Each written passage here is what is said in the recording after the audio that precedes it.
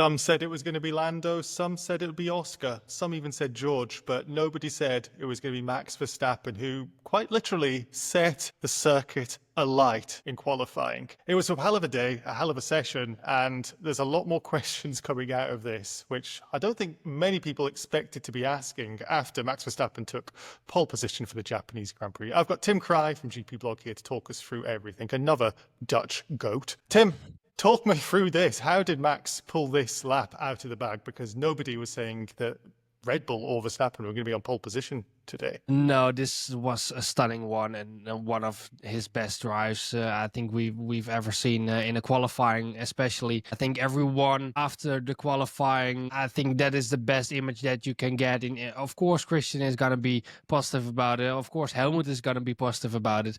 But like Fernando was very complimentary to Max on his drive, and that he was the only one who can outdrive his car at the moment in F1, and that he is the benchmark. And I think the emotion of Max after the race as well, we've seen him for 2-3 years just saying simply lovely when he got a pole position or a win. You sometimes say simply lovely and sometimes you mean simply lovely. I feel like you meant it today. Yeah, this was really a stunning performance, and it was in the car because he got it out of it, but yeah, I think normal people wouldn't get it out of that car. We spoke yesterday about the troubles of Red Bull Racing on Friday, and again they get it better on Saturday with just making some adjustments to the car, and that is a big compliment to the whole team, and especially the engineering team that gets that back together every weekend. But yeah, same for Max, getting more and more out of the car from FP1 to FP3, but then again in Q2 and Q3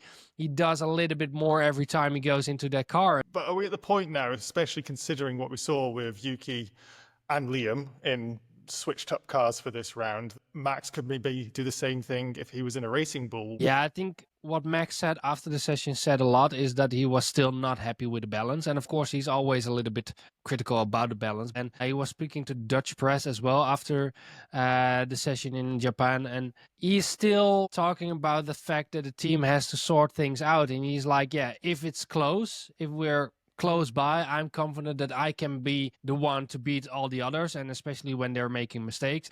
But they're still in trouble in terms of the long run pace as well, and he thinks that in a normal race, in normal circumstances, he will get in trouble on Sunday because he can mask it over one lap, all the trouble in the car, but not over a longer distance. And I think that will be something that we can see on Sunday. In terms of the other two drivers or the three drivers from Red Bull, it begs the question now, because of course Yuki had a very good weekend, he had a very good Friday, a very good FP3 as well, and I think Red Bull didn't help him there in Q2 with putting him out on older soft tires for the first run. It all depended on the second run, and I think if you compare it to Mercedes, where they give Antonelli 2 fresh sets of new soft rubber, they give the young guy in the seat a little bit more of a confidence run to get at least to Q3, and then maybe do only one good proper run in Q3, but then you're already in the top 10, and I think Red Bull could have done more there. But on the other end, the gap was big to Max, and if you then look that Liam is out-qualifying Yuki after being P20 in China, even Isaac Hadjar coming into Q3 with all the problems that he had in the session. Some of those problems sounded pretty sore. Yeah, but it begs the question how good the Red Bull Racing car really is. And yeah, again, it seems to have a little bit more of a high peak performance than the Racing Bull has. On the other hand, it's very close between Max and Isaac Hadjar now, and Max and Liam Lawson now in a Q2. We've seen the comparison between Max and Liam in the Red Bull Racing car. I think if you put Max in the car, he can get even more out of that car as well. So they keep on changing the driver, and again, Max was quite critical of that with Red Bull Racing after the session as well. He was like, yeah, they can keep changing the driver, but you see now again, like Max said before, it's not the driver, because Yuki doesn't get there even. It's the car. The car is the problem. Yeah, one What a difficult situation for Christian Horner to manage. It seems even in good news, Red Bull still have bad news somehow. It's crazy. And of course, we need to take a moment's silence because of Isaac Hajar's Racing Bulls, if you get what I'm saying.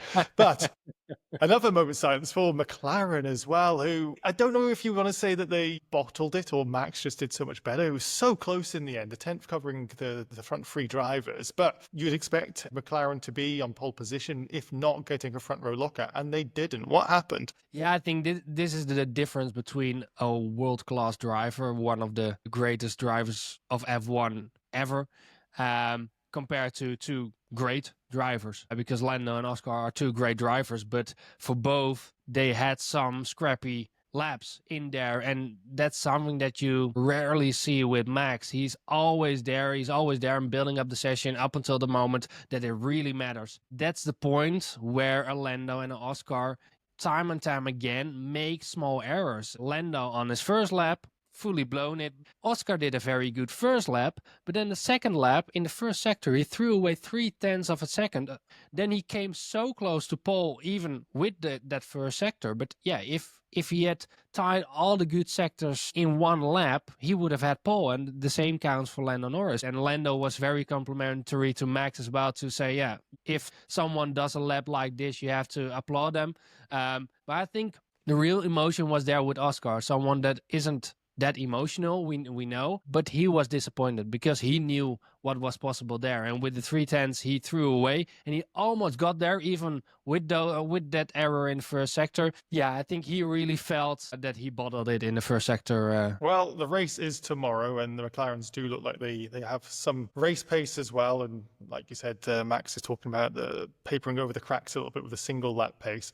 But rain can change everything. I don't know what's going to happen. The rain in Japan, it can be anything from a drizzle to, well, cancelling the race. So At least we won't have fires then. we'll find out if it rains. We'll find out if it flames instead tomorrow, Tim. So let's talk to you then. In the meantime, keep checking out gpblog.com for all of the latest updates. Thank you, everybody, for watching.